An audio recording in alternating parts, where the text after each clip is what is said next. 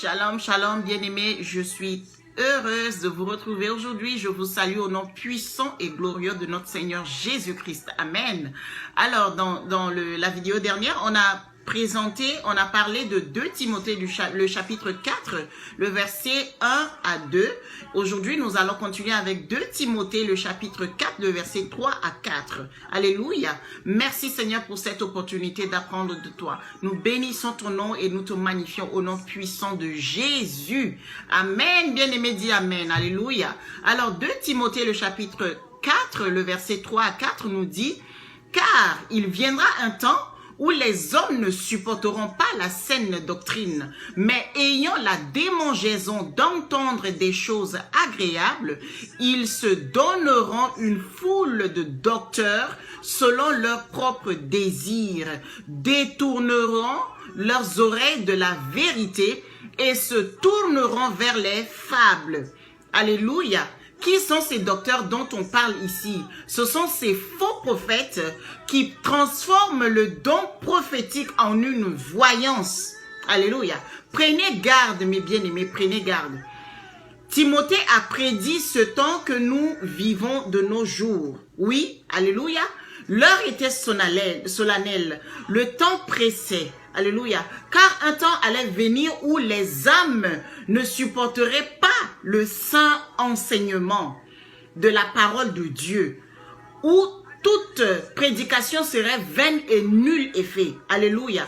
Ces gens s'amasseraient des docteurs selon leur propre convoitise et couraient après les imaginations de leur cœur. Alléluia. Au chapitre 2, au verset 18, vous verrez cela là-bas. Alléluia. C'était des faux docteurs qui les entraînaient vers leur erreur mortelle. Alléluia. Ici, ce sont eux-mêmes qui, faisant un pas de plus dans le mal, veulent ces docteurs, les choisissent, se les établissent comme conducteurs, comme enseignants de la parole de Dieu. Vous voyez? Afin qu'ils répondent en les encourageant et en les approuvant aux convoitises de leur propre cœur. La conséquence était que leurs oreilles ne pourraient plus supporter la vérité, celle-ci n'ayant désormais aucun goût, aucun sel pour eux. Alléluia. Et qu'ils ne se tourneraient vers les fables. Ils se tourneraient vers les fables. Alléluia. D'inventions humaines. Des fables aux inventions humaines. Car il faut bien croire à quelque chose. Alléluia. Lesquels remplaceraient l'écriture. Pourrions-nous nous cacher aujourd'hui que ces temps-là n'est plus à venir, mais est venu? Parce que nous vivons ce temps actuellement. Les gens courent vers les faux docteurs. Ils courent vers les faux enseignants. Ils courent vers ceux-là qui... Ok, celui-là, ce pasteur, c'est un pasteur qui donne des prophéties. Celui-là, il dit si, il va me parler de ma vie. Celui-là, il va me parler de mon problème. Celui-là, il peut deviner quelque chose. Arrêtez! Arrêtez! S'il vous plaît, arrêtez! Assieds-toi, ouvre ta Bible, lis ta Bible, prie. Oui, avec la foi. Arrêtez de courir derrière les faux prophètes. Arrêtez de courir derrière des voyants. Arrêtez. S'il vous plaît, arrêtez. Arrêtez de faire mal à Dieu. Arrêtez. Arrêtez. Alléluia. Au verset 5. Mais toi, sois sobre en toutes choses.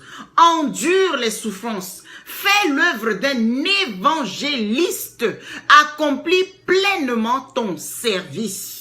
Qu'est-ce que la Bible n'a pas dit? Bien-aimé, lis ta Bible, tout est dans la Bible. Tout est dans ce manuel-là. Ça a été créé pour toi. Lis-le. Alléluia.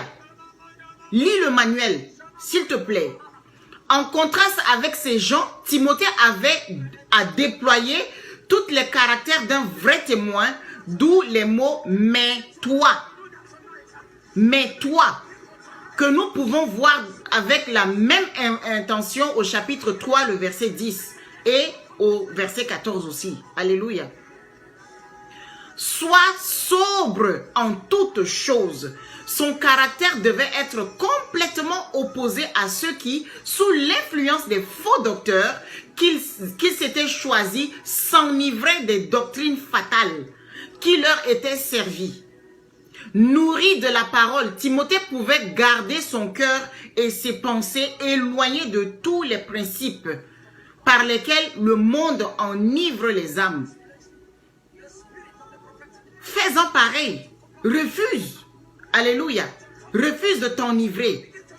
Refuse de t'enivrer avec les mauvaises doctrines qui polluent le monde d'aujourd'hui. Alléluia. Endure les souffrances. Endure les souffrances. Cette épître nous a déjà montré maintes fois que telle est la part d'un chrétien fidèle. En un temps où la maison de Dieu est devenue une grande maison contenant des éléments les plus disparates.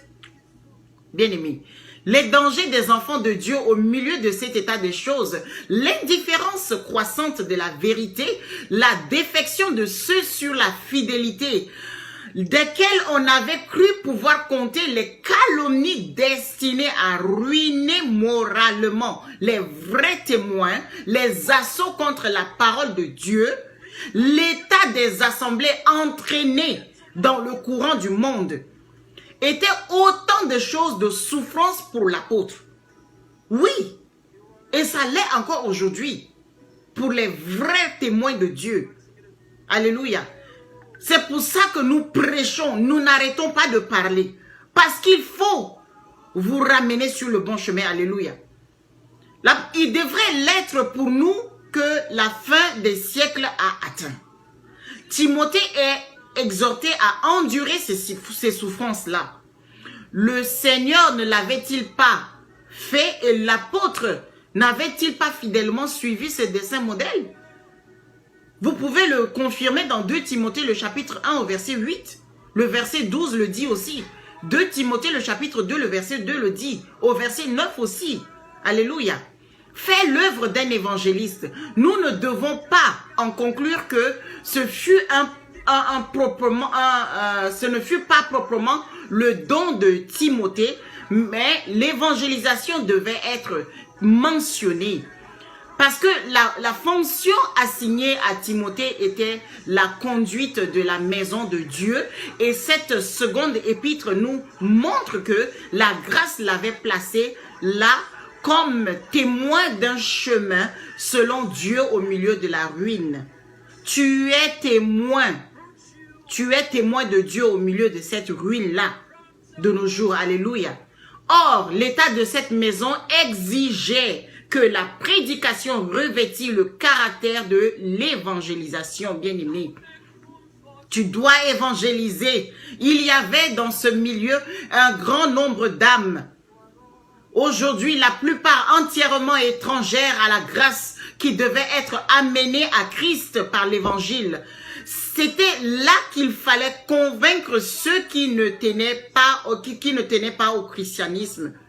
Ceux qui tenaient au christianisme que par une profession sans vie. Bien-aimé, tu dois ramener des âmes à Christ. Tu dois ramener des âmes à Dieu. Tu dois accomplir ta mission. Fais ton travail. C'est ce pourquoi tu es né.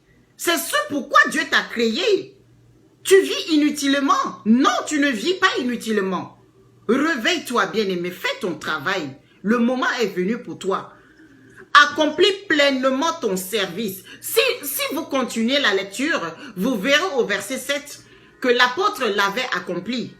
Il désirait que son enfant dans la foi fît de même. Ne devons-nous pas aussi prendre à cœur cette exhortation? Nous qui sommes si près du temps où il ne serait plus possible à ces faux docteurs de revenir en arrière, car un aveuglement judiciaire les empêchera de prévoir la ruine subite qui viendra sur eux. En ce temps-là, il sera dit que celui qui est injuste commette encore l'injustice. Apocalypse, le chapitre 2, le verset 11. Alléluia. Que le Saint-Esprit qui rend audacieux vous pousse à vous surpasser. Et n'oublie pas, bien-aimé, ce que Jésus nous a dit dans Luc le chapitre 9, le verset 26.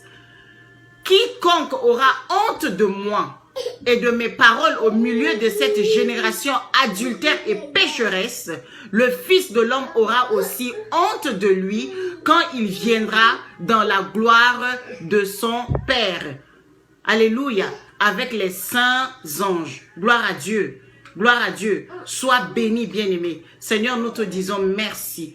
Nous te disons merci pour ta parole au nom de Jésus. Amen. Bien-aimé, à toi de te mettre au travail. Alléluia.